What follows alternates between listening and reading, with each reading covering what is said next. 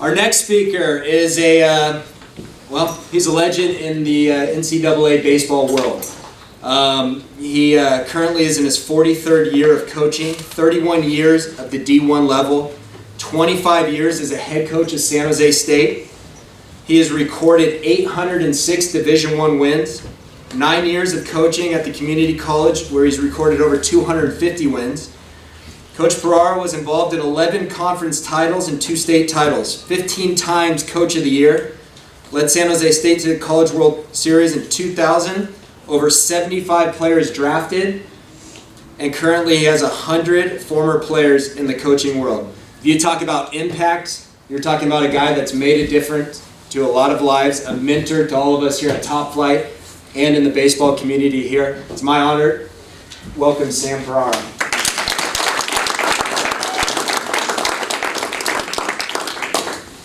Thank you very much. 43 years is a long time, so a lot happens in 43 years.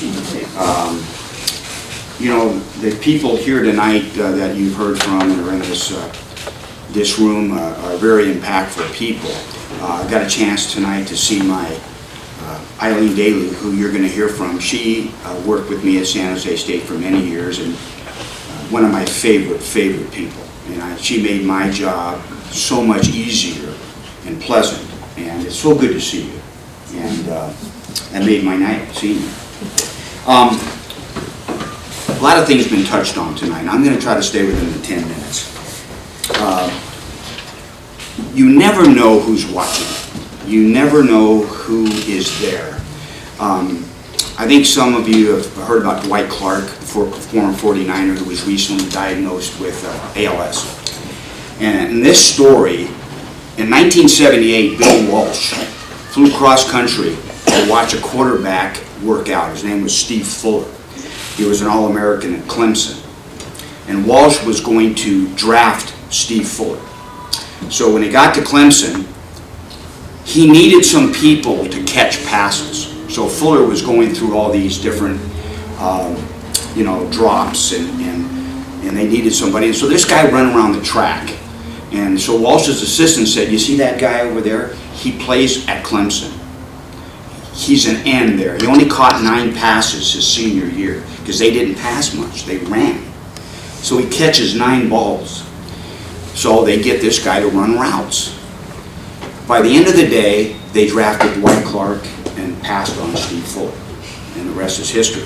Clark went on, caught over 500 passes with the 49ers, one of the all-time greats with the 49ers. What's my point? My point is you never know who's there to see you. As a coach, I can remember going to see a specific player and leaving with another guy on my mind. And that's what coaches will do. They're there to see everybody. Even though you might say, I want to go see this guy, you're paying attention all the time. And your actions speak volumes. And your attitude speaks volumes. How you go about treating your teammates, how you go about treating an umpire. I never let our players talk to the umpires. I felt that was my job. I was their lawyer, so to speak. And if we had a case, I represented them. If I didn't, we passed. But it wasn't their job, because you never knew when somebody might say, "Look at that guy. He argues every ball and strike. He's always complaining," and you don't want those people, to be frank with you. What do coaches look for? Okay, and I'm just going to give you how I looked at things, or when I set my staff out, and what the point was, because you had to be a certain type of player to play in our program. I had high standards all the way around. You had to be a good student. You had to have a high character level. You had to be somebody that stayed out of trouble. I wasn't interested in reading much in the paper for the wrong reasons. I looked for a guy that was well-rounded, that would represent San Jose State all the way around. But the first thing is skill set. You're looking for somebody that can play. So, for me, I like people that can run. I like guys that can run. We played in a ballpark, Municipal Stadium, which is a big park, and so we wanted people that were fleet of foot. Now, if you couldn't run, then you're going to have to be really strong. You're going to have to probably hit for power and really be productive there. But my point was, speed never has a slump. It shows up every day. It can help you offensively, defensively, whatever. Your back-to-ball skills. You know, I was real big on not striking out. I always wanted guys on our team that could get the bat on the ball with it, make adjustments with 2 strikes. That could use the entire field, just weren't pull happy. So there again, you know, we're looking for, hey, is this guy coachable? How coachable is this guy? Is he just going to do his thing and that type of thing? Arm strength, huge. Take care of your arm. You've got to enforce the fact that your arm is critical. So you could, coach comes out and watches in and out, and he watches a guy throw. And, you know, if that's not impressive, that may be enough for the guy to leave, for the coach to leave. And I mean that. You know, arm strength, arm accuracy, how your arm works, very, very important. So you got to take care of your arm. You got to make sure that you wear long sleeves when it's cold. You have to make sure that when you feel something coming on, that you get it taken care of. You don't let it linger. If you need a day off from throwing, you let your coach know. Coach, I can use a day off from throwing today. You know, we've done in and out 3 days in a row. And, you know, can I just throw 3/4 today? Because if you go down with an arm injury, that hurts, okay? As far as your grades, is that important? Of course. Now, I coached 9 years in community college. Community college is a great venue. Sometimes you're not ready to jump into a 4-year school. So don't be overly critical. So I don't want my son to go to community college. I think there's great value there. The 9 years I spent, I enjoyed every day because you have an impact on the kids when they're that age and they're at that level. I mean, they're there to go on to the next level. So usually it's a grade issue. It might be a size issue. Maybe you haven't grown yet all the way. You haven't matured. So, you know, you have to kind of look at it and say, hey, listen, am I ready to make this next move? The grades are critical. We get a transcript, we look at it, and I used to take them over to Eileen. I'd say, Eileen, take a look at this. What do you think? And she would say, Sam, I wouldn't waste your time on this guy. His history is not good. His transcript is not good. You might be spinning your wheels. So I would go to the next guy. She might say, this guy here looks like he's going to be a qualifier. He's on path to be an NC2A qualifier, which is the magic word. So those of you in high school, your goal is to be a qualifier. Go through the clearinghouse and be NC2A eligible, and that opens up so many doors for you, it's ridiculous. So you need to talk to your high school coach, you need to talk to your counselor. I hope you have a counselor that is viable at your school, because they need to know all these things. And Eileen will touch on a lot of it. Character. Okay. So if you're good enough, a school will offer you an official visit. An official visit.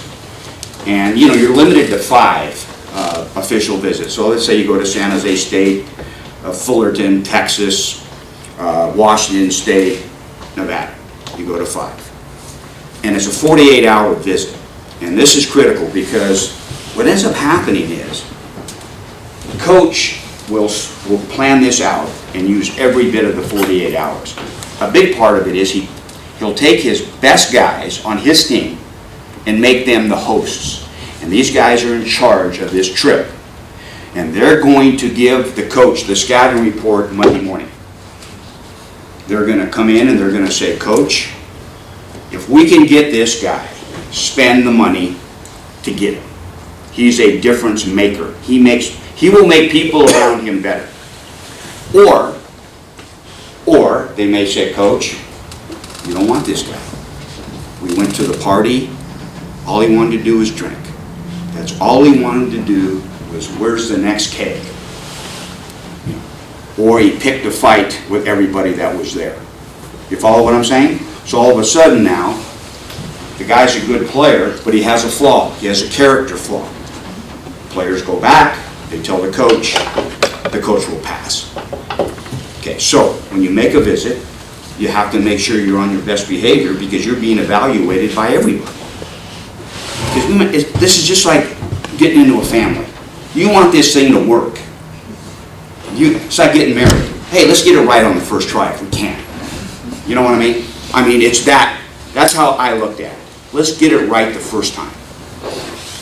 Let's see if we can keep this guy for 4 years, or 3 years. We didn't want it to be a 1-year thing. So you take an exhaustive search. So staying out of trouble is a big thing. If somebody's serious about your son, they're going to do their homework. They're going to call coaches, they're going to call opponents' coaches, summer league coaches. They want to know all about, hey, I'm going to invest in you, I'm going to give you a scholarship. I want to know about you. Okay, I want to know your personal habits within reason. And that's what I'm trying to tell you about the visits. You have to be really smart. Camps. I'm going to talk about a prospect camp. I know Rick talked about the showcases, and I have a similar feeling with that. But let's say you get invited to these prospect camps, and I'm sure you get this stuff in the mail. Don't just file them in the wastebasket. There's some real value to these prospect camps. Now here's what I would do. I would email or call and say, who's going to be there? Is the head coach going to be there? Well, no, he's on vacation that weekend. Okay. Is the recruiting coordinator there? Yes, he's going to be there. Okay, that's good. Because like Rick said, a lot of these camps are designated to make money for the staff. Okay, they're designated to help pay the assistant coaches. If it's a valuable camp, the head coach is there. And certainly the recruiting coordinator is there. His job is contingent on signing players. So at San Jose State, my job to live in my house, I had to do well. If not, for sale sign goes up. Okay? That's just it's a business. And you need to understand that level of the business. So a coach is going to make sure that they get the players they want and the right players. The right players. Okay? But these camps are valuable because you go to these camps, the head coach is there, the recruiting coordinator, and let's say you do well. You may get offered a scholarship right there. We probably offered 6 guys scholarships during my years at San Jose State based on a 2-day camp. We said, holy cows, we can't let him out of this camp. Let's see if we can get a verbal out of this guy. So there is value to them, but you got to do your homework. Find out who's going to be there. Okay? Letter writing, email writing. Find out the coach's name and spell it right. No, I mean, it sounds really simple, but I can't tell you how many I threw away just because they spelled my name wrong. I took it personally. Isn't that bad? I look at it. I don't know how many big leaguers I threw in a wastebasket. Hopefully not. Yeah, I know, but I probably did. But no, my point is get the name right. You know, it's worth it to do that. And then write a letter that is not long, but has some really good points that the coach is looking for. You know, here's my name, here's where I go to school. And then write into your academic. I am a qualifier, I'm getting my AA degree, I've been a successful student. I currently play at Westmont High School, where I'm a starting catcher. Going into my senior year, I've made all league, and you don't brag, but you just kind of state the facts. Don't be embarrassed to put down what you've done, accomplished. Now, what you don't need to do is like write 5 pages. We're going back to Little League. Nobody wants to hear that. What they want to hear is, you know, hey, how have you done in high school? How have you done in JC? They want to know that. Positions you play. Okay, how many do you play? Health. I have had no surgeries. I have been injury-free. Or, you know, I had a surgery on my elbow, but I'm completely healthy. So you want to be truthful. You know, don't be deceitful. These type of letters that are done well, they get put in a certain stack. The ones that are not put together good, they go in a certain stack. And that's not a good stack. So sometimes it's the luck of the draw. Because I'm not exaggerating, I would get anywhere from 150 to 200 letters a week. And you'd say, here, I give them to the coordinator, check these out, and they get back to you. Do your homework, let me know. Okay? So, your ability to write, include a picture, if you can, picture of yourself.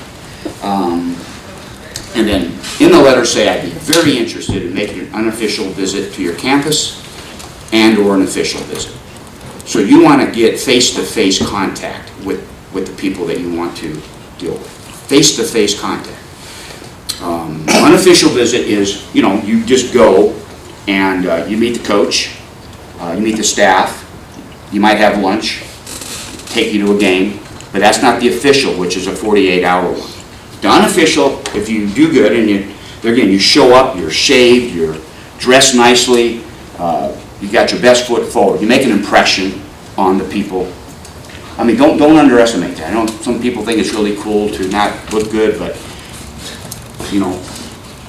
when you hear somebody say he's old school, that's good. God, I get so mad when they say he's old school. For crying out loud. God bless those people. Okay, that's what you want.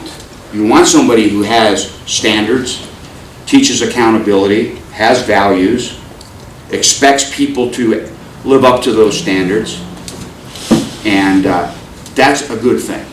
You don't want somebody who just wants to be liked. I want them to like me. No. And that's why an official visit's good, because you get to meet the coach, find out a little bit about the coach.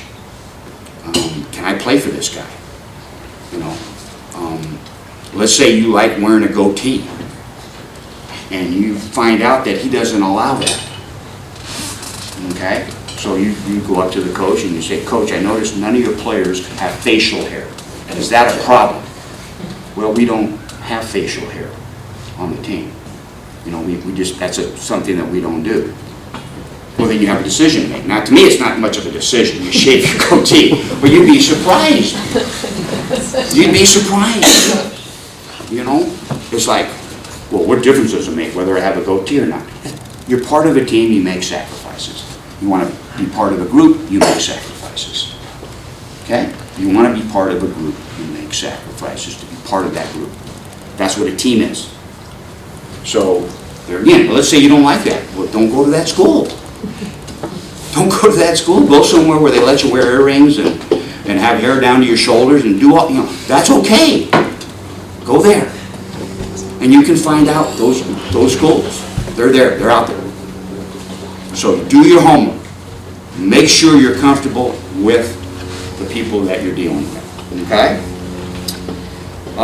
Go to a game, watch the team play. You say to yourself, oh, they're bunting all the time. They're bunting all the time. I always used to tell people, hey, you don't like to bunt, but you want to go to Fullerton. Okay, you don't like to bunt, but you want to go to Fullerton. Boy, how stupid is that? Okay, I want to go to Fullerton, but I don't bunt. Well, okay, what a waste. Find out the style of play that they have. Find out what they do. Find out what the rules are. Hey, they weight lift at 6 in the morning. Yeah, that's right. Oh, I don't want to get up at 6 in the morning. Well, then don't go there. Okay, find out what they stand for. What do they do? So you got to do your homework. You got to know the people you're going to be with. The coach is kind of like your boss. You know how you go through life and you have bosses and maybe you're not, I don't agree with that. Well, a lot of things you don't agree with. But you do what your boss asks you to do, right? I mean, that's the way it is. But the last thing I want to tell you is baseball is an unbelievable game. It's such a great game because it teaches you so many things about yourself. You find out about yourself. I just cannot believe the beauty of that game. Think about it. 90 feet to first base. Not 89 and not 91. Now think about if it was 89 feet. You'd have guys hitting 400. If it was 91 feet, you'd have guys hitting 250 all the time. Let's say 4 outs in an inning. 4 outs in an inning. Scores would be 15 to 14. 2 outs in an inning. be no scoring. These were geniuses that figured this game out. These were geniuses. Unbelievable game. You're never out of a game. You can always fight and compete. You don't give up when you're down. The clock's not ticking. We still got 2 outs left, boys. We're down by 4, but hey, let's nobody making out here. Kids look at you kind of funny, and the next thing you know, the bases are loaded. Some guy whacks one up the alley, and the smiles on their faces never go away. And that is the beauty of this game. And it is the best game to play. And it's the best game to be part of. 43 years to me is like, on like that. God willing, I'll keep on doing this until I could stand. Anyway, thanks for being here.